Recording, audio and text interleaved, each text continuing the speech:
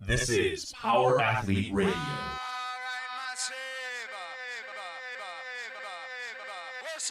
With your hosts, Denny K, Professor Booty, and the Luke Summers. And now, toes forward, hips locked, shoulders set, and retract those scapulars. It's time for some knowledge bombs.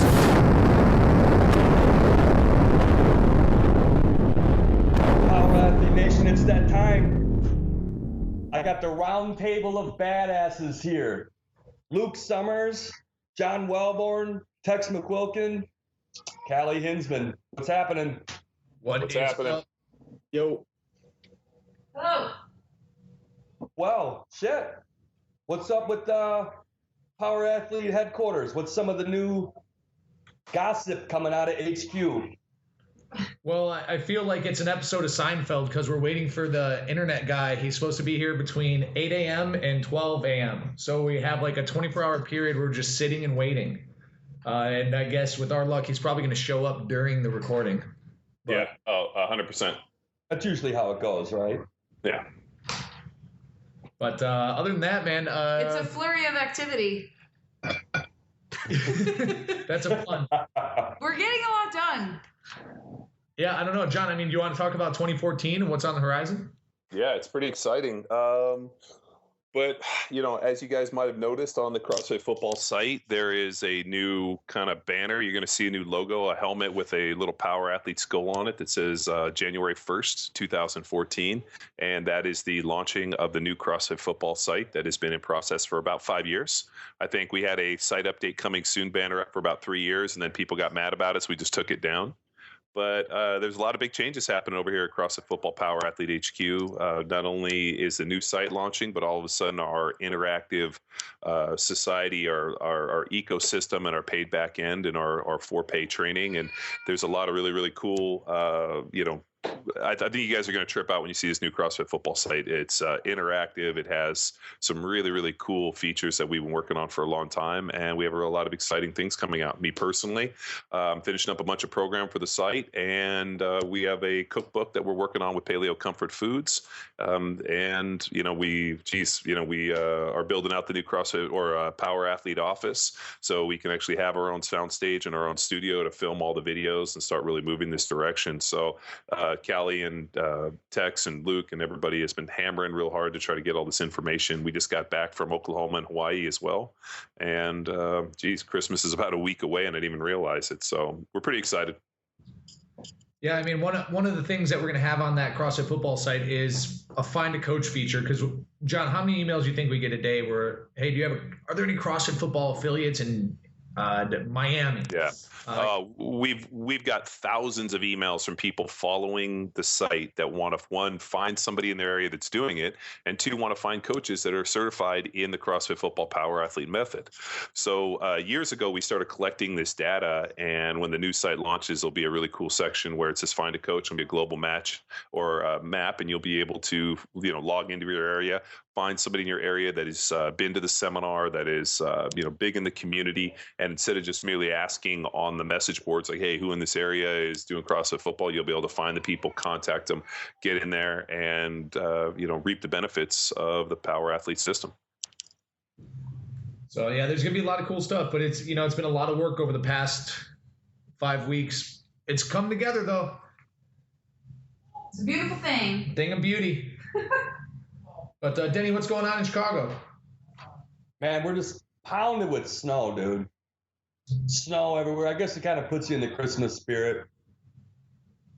But the roads are bad. It just sucks. It sucks. But, you kind of live with it. You get used to it. It gives you thick blood. You gotta love cold weather. Tex, same thing on the East Coast? No, it's clearing up, but I'm actually going back home tomorrow. Start doing some lobbying. We got 3 certs in Texas, so we got to start getting on the horn, shaking hands, kissing babies, doing that thing for the certs. Strap on the cowboy boots, fire, click the spurs and go, right? That's right. That's how So, we talk. hey, you like country and Western music, Tex? Oh, yeah. You Big can time. Old school stuff. Nothing they play on the radio, though. I like country music. I don't know how high I am on Western music. I don't know what's the difference between country and Western. We have country and Western music here. It's the Blues Brothers. That's right. We got both kinds. Yeah, we got both kinds of music. We got country and Western. Fantastic movie. All right, so how was the Hawaii seminar? Cali, I should ask you that because you were fired up about going there with Welbourn. Yeah, it was awesome. It went really, really well. We had a smaller group there, but the group was pretty engaged and the host was awesome. I had never been to Hawaii before, so just to even kind of be there and experience it off seminar hours was pretty awesome. Had some of the best seafood of my entire life. But other than that, yeah, it was everything went to plan. Everything went well. What can I say? John, what do you think? I think it was a really good seminar. We had an awesome group. I think it was probably one of the better groups we've ever had in terms of programming. Yes. Callie got up there and did the programming talk and gave a lot of great information. It wasn't exactly as I would have done it, but it was good. And more importantly, the group had some of the best programming. So I had to go home and rethink my own expectations. Exactly. You can't argue with results. Exactly. I mean, that's it. We're, here at Power Athlete HQ, we're all about performance. We're all about results. You can talk about it theoretical, but without, real world, performance, it's worthless. So she came in and got some real world performance. Everybody did great. The group was engaged. They all were good movers. They all squatted. They all did everything really well. We were actually able to change up the final workout and add prowler sprints in, and it was great. We were doing like a prowler push to a sprint back, and one of the girls who had flown in from Guam was real solid. She all of a sudden pushes this prowler with 3 plates on it real low, and all of a sudden she takes a step to go sprint back and just goes down. And I mean, quads just completely. Okay. Yeah, her 3P. Her quads were blown out, but they had a huge piece of turf. So literally she just goes down, her legs just give out, and like gets to her feet, pops back up, because of course we work on our, challenging athletic position with our athletic burpee, pops right up and takes off sprinting. And I was like, look at that praxis. I will say, granted, she was pushing the prowler way faster than all of the guys, and she was the same weight. At the same weight. So I give her credit for that. Yeah, no, she did great. Everybody was really good. And we got to eat some good food. We got to go to a local Hawaiian place that serves like traditional Hawaiian food, and that was really solid. And then we went to a sushi restaurant, and when we first got there on Friday night, everything in town was closed because Hawaii closes at 7:00 at night. So we found one place to eat, and then we stayed at a cool hotel. The gym was amazing. I don't know if you guys have been to CrossFit Oahu, but they're probably right around 13 to 15,000 square feet of probably, we always say this, it's probably the nicest CrossFit gym I've ever seen in terms of equipment. I mean, they had everything. There's such random stuff. They had all this crazy grip stuff. It was pretty awesome. They had cargo nets. They had, a full Olympic lifting, everything. They had everything that you could imagine. It's like they went in and bought the West Side starter kit or advanced kit with everything from the reverse hypers to every single bar. I mean, they had everything for strongman. I mean, it was, and I think they had right around 30 yards of turf by probably about 20 yards wide. So, I mean, they had a huge spot of turf, and it was great. They pushed prowlers, did a lot of stuff. So the gym was great. We had a great experience, and we were super stoked and always loved going out and seeing our friends out there. How's OKC? How's OKC, guys? Cold. Let's see. What else, Tex? Some kick-ass barbecue all night. Yeah, you guys had a former NFL player that was there that wrote us a really nice review and was really psyched on the program. So that was super cool. Yeah, his name was Kenyatta. He said that he told us right out of the gate, as part of the seminar, we asked, why you're here, what have you done, all that type of thing. And he's like, actually, I played in the NFL for a few years, played against John. And Tex, what did he say? He knew he could play football. He coached football. He could tell people how to play football, but he couldn't, he just didn't know how to put it together in terms of training. Yeah. And how to talk kids through it. It came too natural for him. So he didn't know really the best way to approach kind of teaching kids how to play football. Yeah, so it's always interesting to have that perspective there. A guy who's walked through the door and ran the gamut of strength and conditioning through a very different experience than most of our attendees who come from either getting into this through like joining a local CrossFit affiliate or they run their own CrossFit gym. But when it came down to our coach's responsibility lecture, and we were talking about, John, how you tell the story about strength and conditioning in season at the Eagles, where you walk into a whiteboard with a big 1, 2, or 3 on it, and then like a 2x10 or 5x10 or whatever. He just started laughing because it was a very similar protocol for him. Tex, you remember who he played for? Yeah, Jets and someone else. Skip my mind, but they played Philly. So played against John when he was on Philly. So it was just good there. And then what was the barbecue place we went to? Leo's Friday night. Yeah, we went to Leo's Friday night. We got I guess it was featured on Dives, Diners, and Drive-Ins or whatever. And we got the meal for 4. And the lady's like, "Are you sure? Who else is coming?" And we're like, "No, we're good. We got it. We'll take care of it." And the only thing we weren't able to put down is the fried bologna. Couldn't do it. It's disgusting. Rocking carnivore shirts, so. Yeah, couldn't do it. But then the seminar was good. We were at Coda CrossFit. Chad Hamilton's out there. He came to our seminar in Oklahoma last year, and he was able to shoot a lot of the seminar. So we're gonna have a ton of his pics up there on the Facebook page and Instagram and stuff like that. So it was nice to visit with him, and it was all good, man. So seminars were good. We're done for the year. Now it's time to recalibrate. Got a big year coming up. Yeah, man. Lots of stuff to take care of on Power Athlete HQ. Lots of stuff to take care of on CrossFit Football. All the seminars are basically booked except for Dallas and Philly. We're finalizing those in the next week or so. But yeah, it's gonna be big. But enough about us, Denny. Let's see what people want to know from us. Well, Drew Sumplaski, I hope I said that name right. He emailed HQ.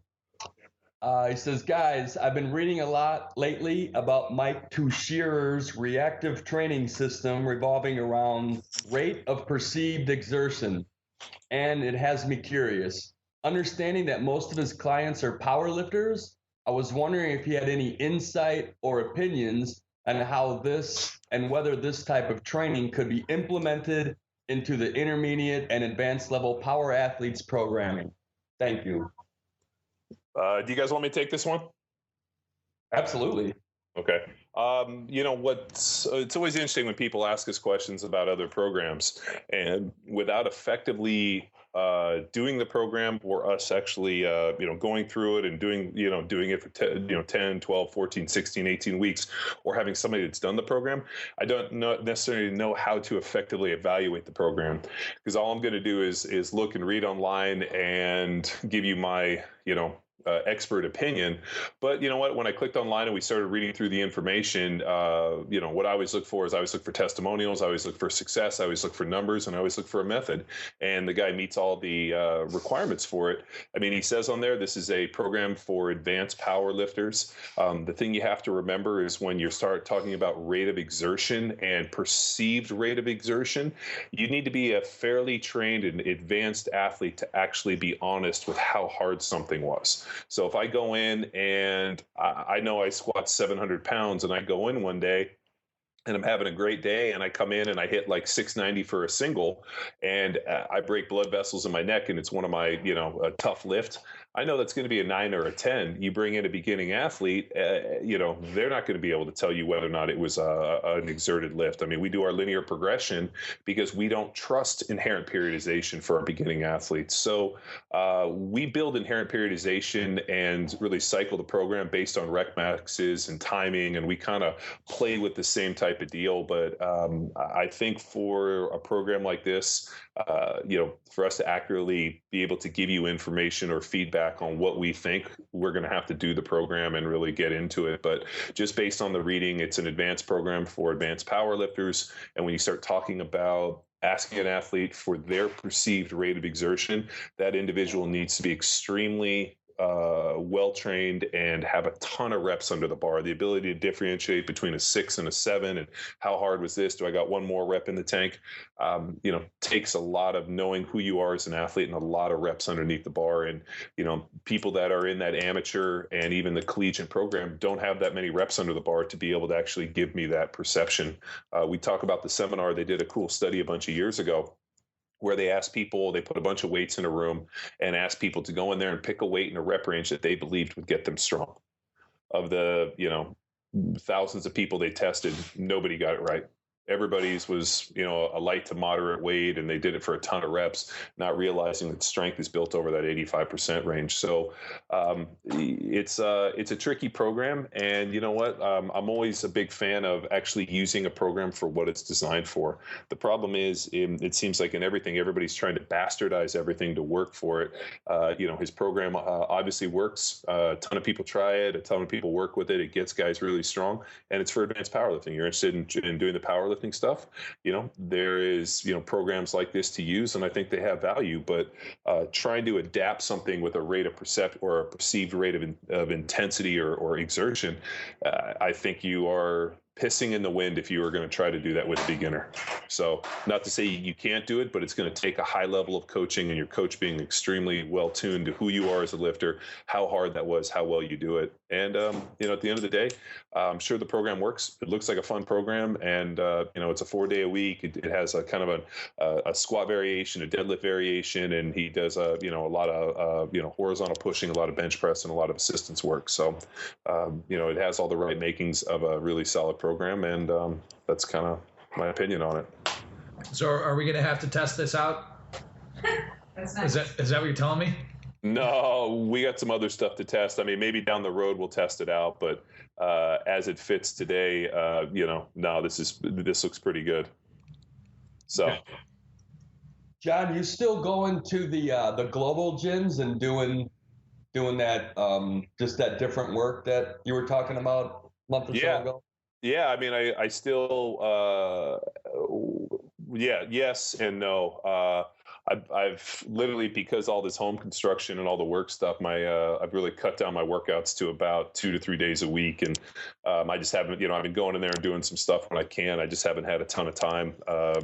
We got some construction done in our house. They just finished putting a new roof on the house, and we've been getting our bathroom worked on. And so I've been having to deal with some workers and a lot of stuff. The wife deals with the kids, and I got to deal with all the home stuff. So between that and, all this stuff we're doing for Power Athlete, my time has been definitely crunched. But yeah, I'm really hoping we can get this stuff finished up, and hopefully next week I can jump back into the grind 5-6 days a week and get it going. So we got a lot of really cool programming to test.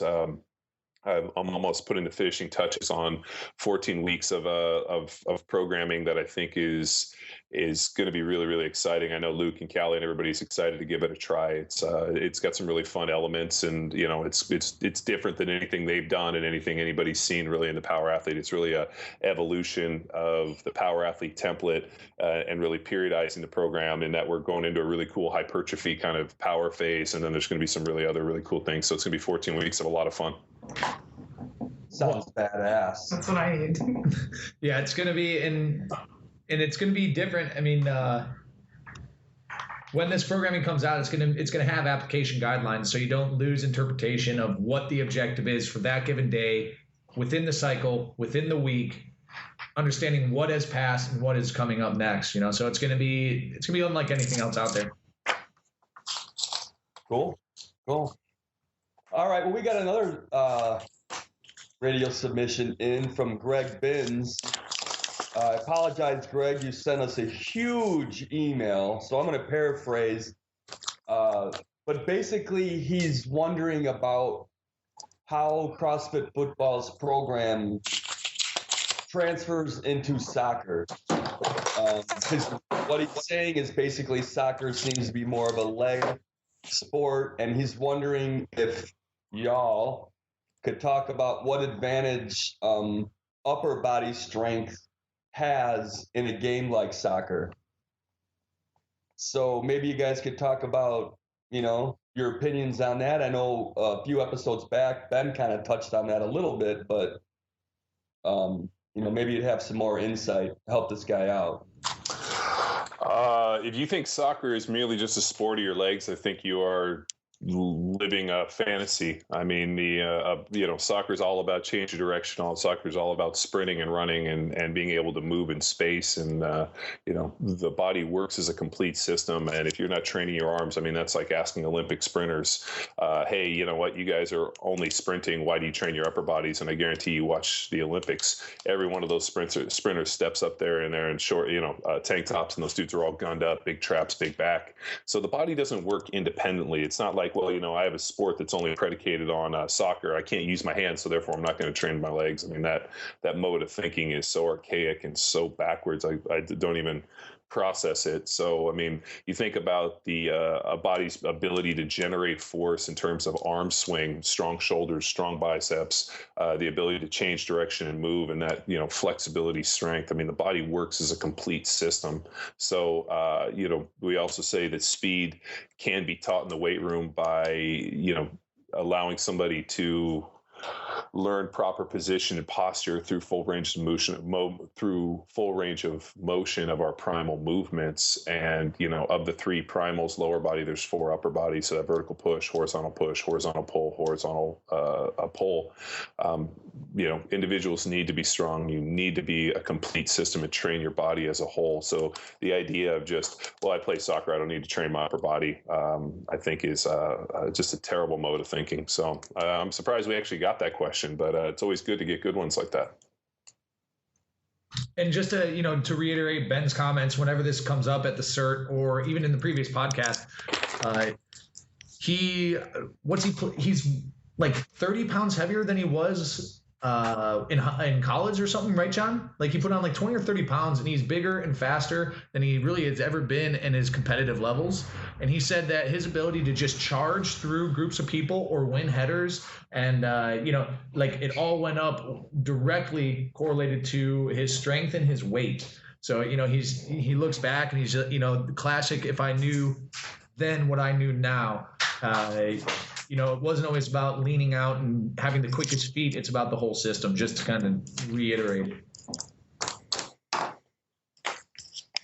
So, do you have any opinion on that? I mean, I know you come from a lacrosse background, right? Yeah, 2 sports are similar kind of conditioning wise, but like John said, moving through space. So if you're only doing leg work, a big thing we stress at the seminar is your ability to separate your shoulders from your hips. So that is kind of the upper body involved in athleticism. So if you're playing defensive soccer, if you're boxing somebody out, if you're jumping, doing anything, your shoulders have to be involved. So, just neglecting it because it doesn't appear to be involved, that's kind of a mistake. He should, just like we say, test, retest, kind of attack the arm swing, see if that gets him faster just by improving his arm swing strength. All right.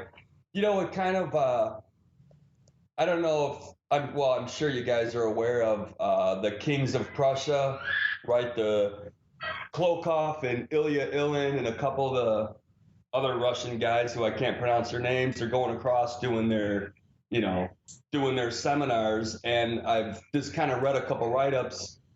And one thing that these guys are preaching is bodybuilding, basically bodybuilding.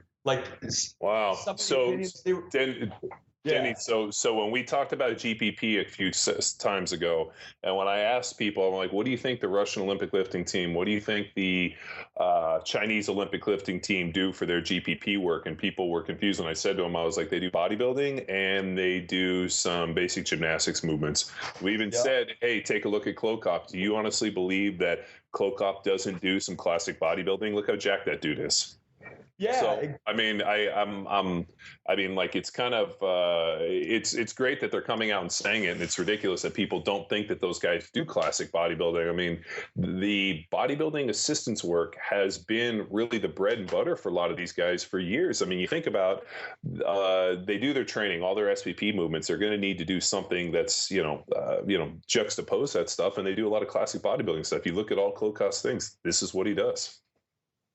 Why do you think why do you think like here in the States, people don't do that? Well, I guess let's just take weightlifters, right? Why don't, like these guys are saying, hey, you got to have bigger biceps, you know?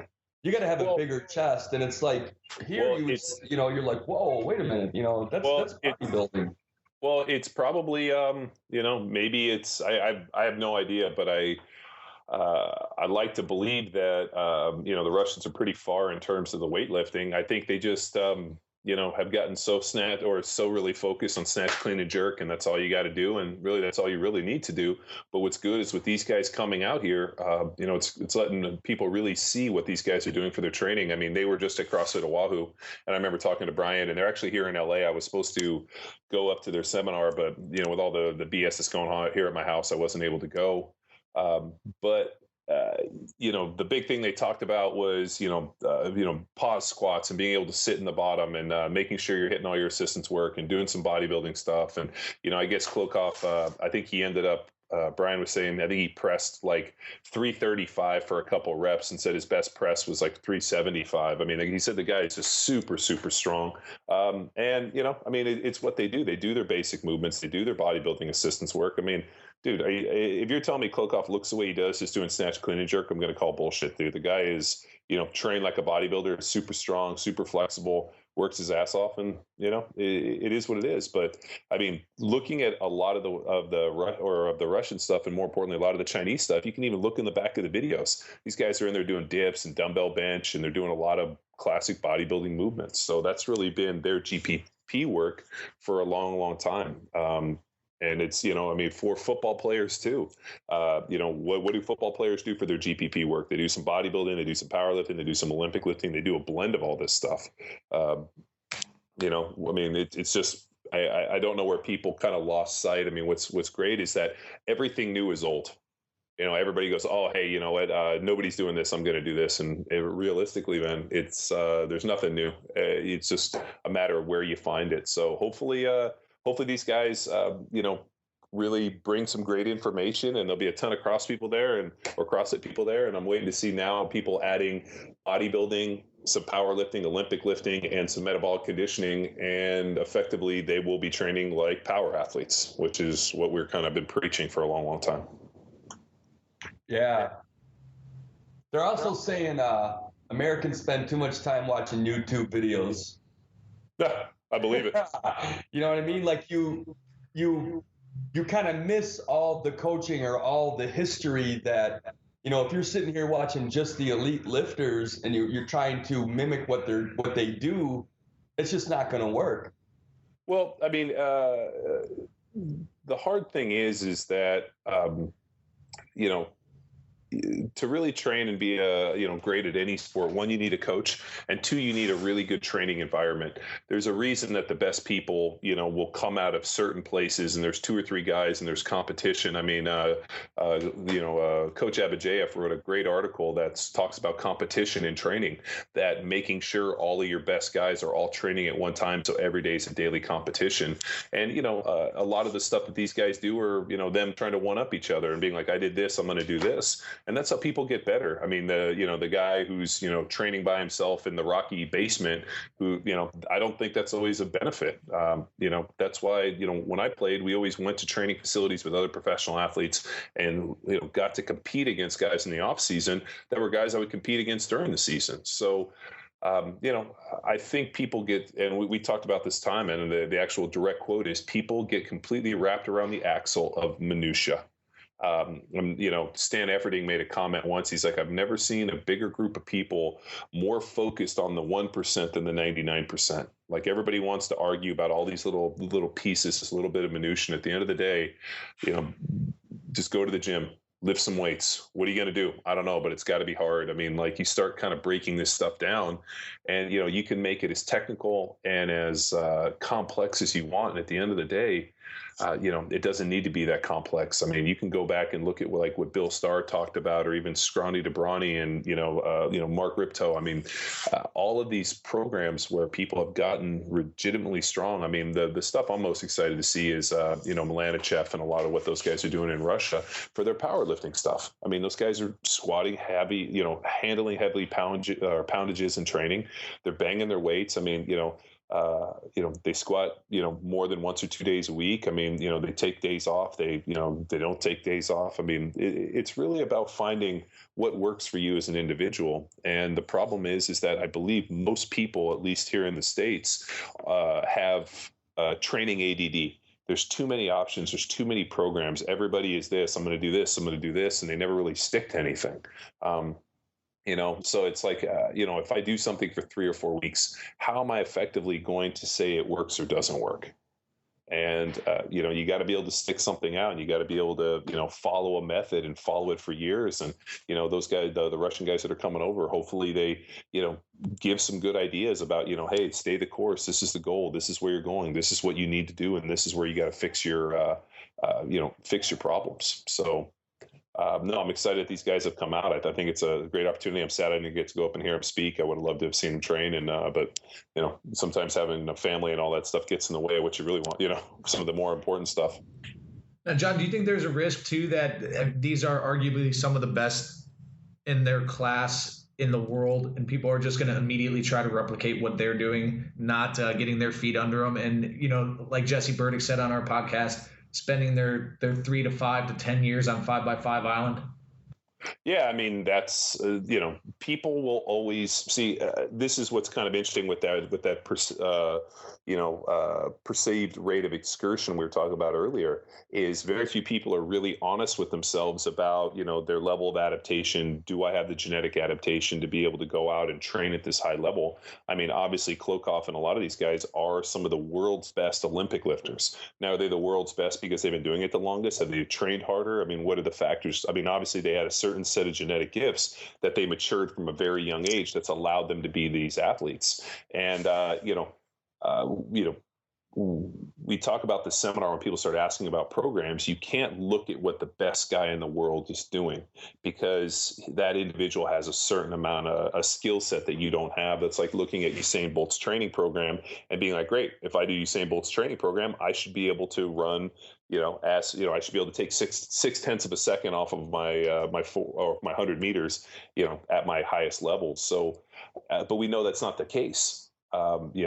It becomes this kind of age-old deal that, you can't always look at what's best. But the thing I love about the Russian guys, which is so different than anybody else, is those dudes aren't afraid of hard work. Those guys will be as honest as you can and being like, you might train every single day and kill yourself, and you're still not going to get there, but it doesn't mean you're not going to try. And everything they talked about was, frequency. You got to do this every day. This just isn't something that you can work on 3 days a week. You have to do this 7 days a week. You have to get training time in. You have to have a coach. You have to compete. You can't be afraid to squat these days or squat every day. And, that's what Olympic lifters do. So hopefully they, come over. And you know what? There's nothing wrong with offering people, hey, this is what we did and this is what works for us. And at the end of the day, people will try it. People will hopefully have great success with it and, go on and be the best. But, if they don't, it doesn't mean that they can't try for it. But I always think it is a little dangerous when you start asking about like what some of the best people are doing. It's kind of like you had that other NFL player at the deal this weekend. And he's like, I know what I did, but fortunately what I did isn't what's going to help these kids get to where they need to go. I need a system. I need to put some stuff in place. I mean, Roth was the best for it, where he said, when he started talking to strength coaches, he never wanted to know about their best athlete. He always wanted to know about the one guy that was a walk-on that nobody wanted, that developed into this great player, and that your system could develop, because the best players in the world are still going to be the best players in the world. It's kind of like when Tex was down to Texas, they were talking to him about Brian Arapaho, and this is what Brian Arapaho did. Obviously, Brian Arapaho had a certain set of skill set that, allowed him to flourish, but everybody else in that program did not get those same gains. So how did that go? What somebody at the seminar asked about Brian Arapaho's No. When Tex was down in Texas, they kept, Mad Dog and some of the other coaches kept referring to Brian Arapaho as being, hey, this guy came out of our program and he's really the poster child. And it's like, I'm not interested in seeing what your first rounder, what that best guy did. Give me the guy that came here as a walk-on that nobody wanted, that, begged his way on the team, and then he developed. I mean, I remember Scott Fujita, who played for 12 years, was a walk-on to our Cal team and was a good player as a young guy, walked on, got in academically and flourished in Coach Rice's system, and then went on to be a draft pick and a starter in the Super Bowl and played 12 years and be a great linebacker. And I played with him in Kansas City and played with him in college. And you know what? There's a guy that built himself up, and I think that's a mark of a program more so than a guy that's a can't miss.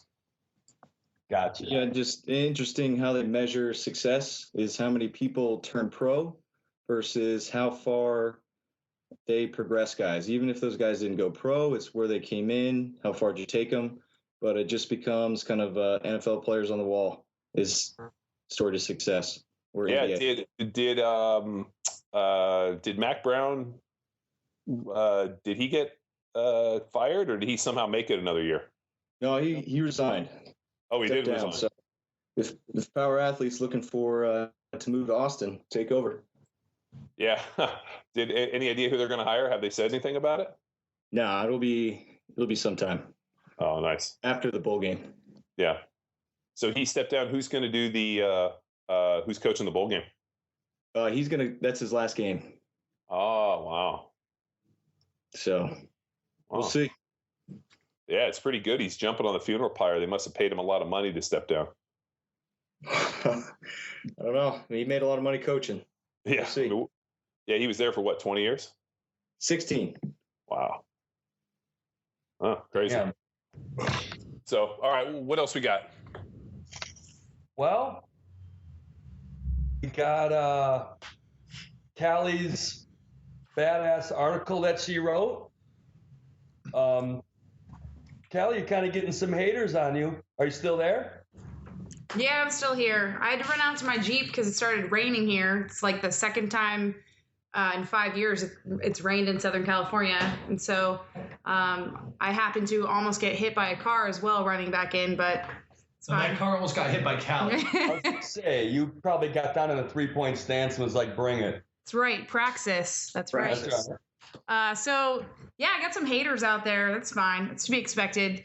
People are nuts, like they get all nutty on there. I just wrote a simple article about the importance of some of our power poles for performance. And, I love that people geek out on it. But the interesting thing is you'll get some nerds on there who want to talk about shit that I wasn't talking about at all, which is totally fine because anything that creates dialogue is it's just good news, So I enjoy the banter. I enjoy the arguments, but ultimately, yeah, I think most people responded well to it. It wasn't really a topic, although I did use the term abortion in there, which is somewhat taboo. Right. Well, so anyway, Holy Pisarenko picture. Yeah. Right? That dude's like freaking just. When I went to a USAW seminar, like the guy who taught it, a picture came up of Anatoly, and he said like that dude now is like involved like in the Russian mafia or something. You know what I mean? Owns kind of businesses, and it's real shady. And I'm like, come on, man. He's the head of all the lifting federations. So he's got some high power position in all the lifting federations. So he's probably got a little bit of stroke. Yeah. Well, I love that picture, the old school picture out there of him like squatting a shit ton, ass to the grass in his Speedo. Right? I mean, yeah, back in those days, those guys would freaking walk into a gym and just strip down to a Speedo, hairy backs. Yeah, that's what Luke Summers, he models his training apparel off of that. So, we get some complaints from our members, but that's all right. That's why we had to get our own facility so that he could continue to wear that type of stuff. Hey, let me tell you, you don't really know what it's like until you've squatted in a Speedo. And you never go back. I don't think I've ever squatted in a Speedo. Oh yeah. Well, I mean, all the cool kids are doing it. I mean, so spandex, like full skin spandex, was so last year. This year, it's just straight up Speedo. Maybe you should come out with a power athlete Speedo. I think it'd be awesome. Right across the front, just a big, our big skull right on the front. Let me just tell you, I believe we did come up with a power athlete Speedo to squat in. I know of a certain demographic of people in DC, some very close friends of mine, who would jump on board if we produce that. I'm pretty sure Saul Harris would purchase it as well. Oh no. Yeah, Saul does love him a Speedo. I would make fun of Saul, but he is quite possibly the strongest pound for pound person I know. So he weighs like 120 pounds. He weighs 120 pounds, and he's shredded. He's got 40-inch biceps. Yeah, like if he sent us a shirtless picture, he'd probably be up every single day. It'd be the month of Saul. I'd have to take that day off. If he sent us a shirtless picture, I'd just take the day off. He sent me some training photos for a barefoot article I was writing. Did he? So, yeah, I can pass those along to get on the site. You got to have the power athlete Speedo, and you got to come out with a power athlete singlet. There you go. I love it. It's all good 2014. stuff. Yeah, you know that banner that's on the CrossFit football site? It just only has to do with spandex apparel. I fucking love it. Right now, I'm on Alibaba looking for it. I'll don't worry. I'll be on Alibaba. We'll find it. It'll be good. I'm almost scared what my Christmas gift's going to be this year now. Yeah. Oh, speaking of which, a little shout out to Skull Candy. John's friend at Skull Candy sent us a bunch of headsets for the podcasting and just for our listening entertainment, I guess. But it's pretty nice. Kelly, those are your Christmas gifts.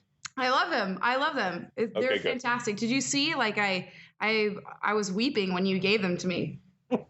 Yeah, Callie's been using this tin can and string that she plugs into her computer, and she's like, "These podcasts sound amazing. Hello, the reverb is amazing." Yeah. And she finally uses a pair of like premium headsets and she's like, "This is what sound is supposed to sound like." Or like, "Yes, welcome to the fucking new internet. Welcome to the internet." It sounds better than actual real in life sound, so I'm only gonna wear them. What the fuck is the internet? Yeah, exactly. Jay and Silent Bob strikes again. I really like that the internet's a scam and it's totally going to go out of style. It's like pockets and zippers. It's not going to last. It's going to be done. What else? Do we have anything else on the thing? What thing? The thing. That one thing? The thing that you... Yeah, the docket. The docket. We covered the docket. All right. Now we're just kind of shooting from the hip. Cool. Just Christmas carols from here on out. Christmas caroling. Well, I don't know. Our company is having our Christmas party this weekend, and if we survive it and we record another podcast, we'll let you know how all that goes. I also happen to have tickets to a show in that's going to be right down the street from our party called Point Break Live. Oh yeah. John, you know what Point Break Live is? Yeah. Where are they holding it? Tiki Bar. Shut the fuck up. Yeah. Swear to God. Tiki Bar is having Point Break Live. OMG. So for people who don't know what Point Break Live is, it's essentially this kind of traveling entourage of people who put on these shows, and they take attendees or people from the audience. One person it's to come up. One person to come up and act. And what the fuck's the guy's name? Johnny something or other. Johnny Utah. So Johnny Kansas. I was hoping that Point Break, the movie, was somehow involved in this. Yeah, so the whole premise of this thing is like these people are, I'm not going to say bona fide actors, but they're more so actors than most likely anyone in the audience. So they're trained, they've rehearsed, they know the script, and then there's that one person that they pick out of the audience, really, that runs Keanu Reeves' character, because if you haven't seen the movie, then you might not understand, but he's just the worst actor in the world in that movie, stacked up against blockbuster gods like Patrick Swayze and that girl who played Tank Girl. Let me just tell you. Don't forget Gary Busey.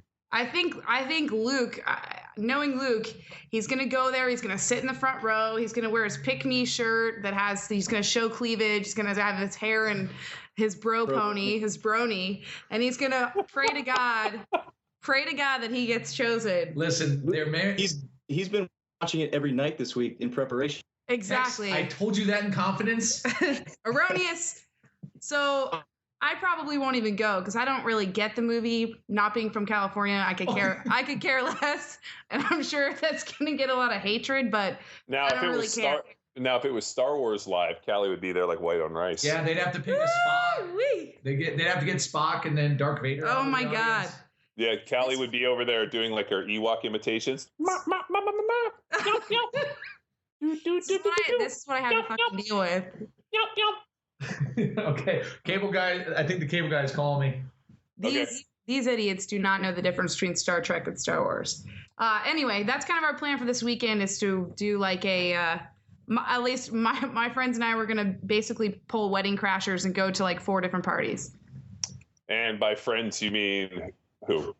I have my roommate, and then there's that other friend, and then can I count Luke as a friend? Anyway, that's about it for this weekend. How about you guys? My weekends are. I am going to go to I'm going to the Christmas party tomorrow, and then Saturday we have a very special Christmas party with Dave Castro. So we're going down. Dave Castro's having a pantsless, ugly Christmas sweater party. So it's something about Speedos and sweaters. I'm really excited to go. Are you really going to that, John? Yeah, I mean it's pantless. No, I'm just kidding. No, Davis. Yeah, no, Dave's having a Christmas party. I heard Glassman's having a Christmas party on Sunday, but unfortunately we didn't get invited to that one, which I'm a little upset about. But don't worry, Cali, the van will cruise by on Saturday. There'll be a honk, and if you want to come, we'll pick you up. I know. I remember what happened the first time the van swung by and I didn't come out. You guys basically told me that my career dissipation light was in overdrive. I believe that's what your exact words were. So I will never deny the van ever again. Next time the van rolls up and I hear that diesel idling outside my window, I'm throwing on my slippers and I'm coming right out. Wow. Are we good? I got to roll. All right. That wraps it up. Another exciting episode 36. Almost been doing this for a year. 36. That's McQuilkin's age. Allegedly. Tex wishes that was his inseam of his pants too, but unfortunately it's not. It's my waistline. I was going to say that's from the top of your head down to your feet is about 36 inches. He's just a wee little guy. All right. I got to deal with some stuff. I'll talk to you guys later. All right. Later. Yeah, later. Anything else, Chris? Nah, let's cut it. All right. Crazy. Luke's back here to deal with the cable guy. I think that's about it, though. 2013. 14. I'm just wrapping it up. 13. Oh yeah, last show of the year, potentially. Last show of the year. Anything you want to say? Say something. Not really. Just one thing I want to plug really quick is I'm finalizing a lot of the details for a competition that we have coming up here in Southern California. It's going to be the first exercise, we'll call it an exercising competition that's going to be held in Huntington Beach. And basically it's going to benefit a charity called COPS, as well as the Wade's Army. So we're going to try to combine those two. It's been organized by some of the local fire departments and police departments and law enforcement. There will be a law enforcement or badged division as well as a civilian division. But we're looking for teams. It's going to be May 17th. And I know that's kind of far in advance, but I'm pretty excited about it. It's mainly to benefit the families and the wives of these fallen badged law enforcement folks. So it all goes to charity. It's a great cause, and we'll have details coming up on Power Athlete about that. So if anyone's in Southern California, put May 17th on your calendar. It's going to be amazing. It's going to be right on the beach. We've got plenty of access to some funky equipment, and I think it'll be quite the experience. Plus, there's going to be an after party as well. We're in negotiations with the Hyatt right over there to see if they can cater a party for all of the competitors. I think that's awesome. It is awesome. I also thought that this isn't going to be the last podcast of 2014 because we'll have the week after Christmas. Oh yeah, okay, then never mind. Forget it, people. Second to last podcast. All right, guys, we're gonna put this one in the books. Let's do it. Let's do it. All right. down. I miss you guys already. See you later. All right, see you guys. See you later, guys. Thank you.